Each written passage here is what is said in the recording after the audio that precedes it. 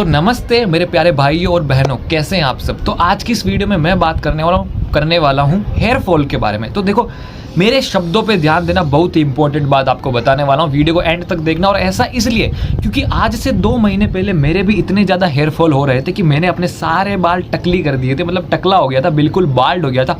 और वो वीडियो मैंने अपने यूट्यूब चैनल पर भी आपके साथ शेयर करी, आपको वो चीज़ पता है अगर आप जुड़े हुए हो तो कैसे मैंने इसको रिकवर किया मैं आपके सामने शेयर करने वाला हूँ। तो सबसे पहले तो क्या हुआ था मैं आपको बताता हूँ, उन शब्दों पर ध्यान देना है। मैं प्राइवेट डॉक्टर के पास, एक बड़े डॉक्टर के पास गया था, फिर उन्होंने जो मेडिसिन लिखी थी ना वो मैं अफोर्ड नहीं कर पा रहा था, तो मैं गलती से आयुर्वेदिक के पास चला गया था। उन्होंने मेरे को कहा था कि ये चीज़ें करना छोड़ दो, अगर 1 महीने में तुम्हारे हेयर फॉल कंट्रोल हो जाए तो इसको कंटिन्यू रखो। तो वही मैं आपको बताने वाला हूँ। आपको भी वही चीज़ें करनी है, और अगर उससे आपका हेयर फॉल 1 महीने में कंट्रोल दिखे आपको तो आप आगे उसको कर लेना। अगर नहीं दिखे तो आप डॉक्टर के पास चले जाना। डॉक्टर आपको क्या लिख देगा, मिनॉक्सिडिल लिख देगा, केटाकोनाजोल शैम्पू लिख देगा, बायोटिन के कैप्सूल लिख देगा, ये लिख देगा। तो वो इलाज आप ले लेना, पर 1 महीने जो मैं आपको कहना चाहता हूँ वो ट्राई करना। तो देखो, सबसे पहली बात मैं क्या बताता हूँ कि बालों में आपके डैंड्रफ बिल्कुल नहीं होना चाहिए। डैंड्रफ बहुत ही खतरनाक चीज़ है बालों के लिए। पर आप कहोगे कि भाई मेरे तो डैंड्रफ हो रहा है, जा ही नहीं रहा है। तो देखो, मेरे भी यही डैंड्रफ था। तो डैंड्रफ जाने के लिए आपको क्या करना पड़ेगा, एक बार सब शैम्पू ट्राई करना कि किस शैम्पू से आपके बाल सही रहते हैं। मेरे अभी डव एंटी डैंड्रफ शैम्पू से बाल इतने मुलायम हो जाते हैं और डैंड्रफ होता नहीं। और दूसरी चीज़, जो आपको ऑयल सूट करे ना वो ऑयल लगाया करो। जैसे कि किसी के बाल छोटे होते, कड़क होते, तो उनको सरसों का ऑयल सूट करता है। किनके लंबे बाल है तो उनको आंवला का, ये नारियल तेल सूट करता है। तो आपको जो ऑयल सूट करे ना सब लगा के देखना, और वही लगाते हुए चलना, हमेशा वही लगाना। और कभी भी अपनी हेयर स्टाइल्स चेंज मत करते रहना कि कभी यूं किया, एक ही हेयर स्टाइल पे रहने देना, और हमेशा फ्रेश कटिंग रखना।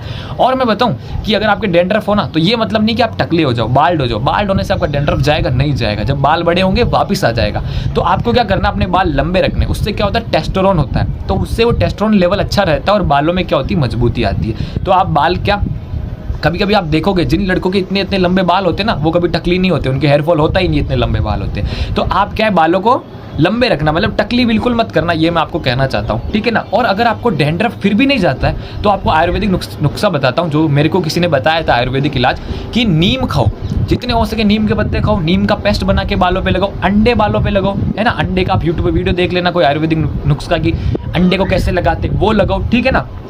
और वो लगाने के बाद आप क्या है, नींबू भी रगड़ सकते हो, पर नींबू से आपके बाल डैमेज हो जाएंगे अगर आपके बाल बहुत पतले। तो डैंड्रफ नहीं होने देना है। फिर भी अगर डैंड्रफ हो तो डॉक्टर के पास चले जाना। डॉक्टर आपको केटाकोनाजोल शैम्पू ही लिखेगा, मेरे को 100% श्योर हूँ मैं।